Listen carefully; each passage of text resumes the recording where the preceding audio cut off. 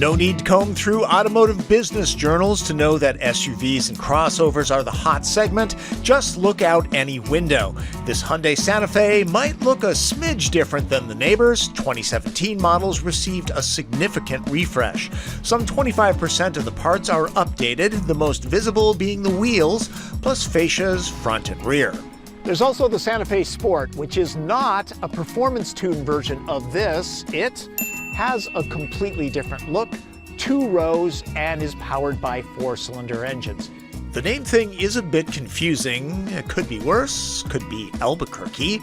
I'm driving the top-shelf Limited Ultimate model. All Santa Fe's, the 3-row version, get power from a 3.3-liter V6 that makes 290 horsepower and 252 pound-feet of torque. Choose between front and automatic all-wheel drive with a lockable center differential. The 6-speed automatic has manual control here. Adjust steering weight plus throttle and transmission response. Santa Fe can tow 5,000 pounds. There's pep off the line. Any more power and you might scare the kids or annoy the neighbors. It's not Buick quiet, but road noise is relatively hushed. You'll definitely hear when the kids start pushing each other's buttons. If you're looking for a machine to slay corners, that wouldn't be Santa Fe. It's controlled enough, but the suspension is set more for comfort. Come on, it's a 3-row crossover.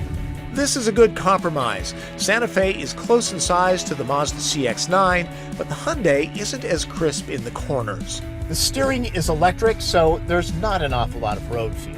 Packing all-wheel drive, this Limited Ultimate Santa Fe's fuel economy is EPA rated at 17 city, 22 highway, which is pretty much what I saw. Lower trim levels and front drive models are more efficient. With a name like Limited Ultimate, I would expect some stitching on the instrument panel. And a butler. There are some interesting textures. The matte finish simulated wood trim looks like the real stuff. A third splash here or on the redesigned center stack would be more ultimate-y. All Santa Fe's, yes, Sport 2, get a standard backup camera now. This model upgrades to surround view so I don't back over my tripod. Of course the seats are leather. Of course they are climate controlled. Winter's coming. Hands will be happy. There is storage, space, all over. The kids' sports team will never be without snacks. Lane departure warning, intelligent cruise control, and auto braking with pedestrian detection are available. Oh, and the user interface is easy to use. Android Auto and Apple CarPlay are along for the ride. Base Santa Fe models seat 7, all others max out at 6. Those in row 2 should have no issues with space or comfort. There are accoutrements that live up to the Limited Ultimate name. Getting to the way back will be tight for large adults, and they won't want to spend much time here.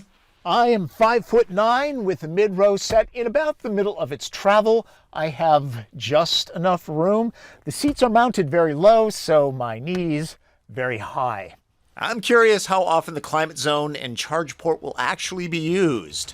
If you're like me and you're always carrying bundles of this stuff around, and really, who doesn't, simply by standing by the tailgate with a proximity key in your pocket or purse, automatically opens it. Brilliant. Look, more TP. Vans hold more in this space. I'm just saying. Hold a lot of tailgate parties? These help. As expected, folding row number 3 is a simple affair. Those who haul very large items on a regular basis will appreciate being able to drop row 2 from the back. The TP test is always done with the mid-row usable though. That done, the cargo hold swallows 13 packs. That's not bad. A base front drive Santa Fe retails for $31,700. $41,000 buys this Limited Ultimate with all major options. So the value is good. A 10-year, 100,000-mile powertrain warranty is reassuring, and the styling should appeal to many. If you're of the crowd drawn to crossovers, Santa Fe is very livable no matter what city you're in.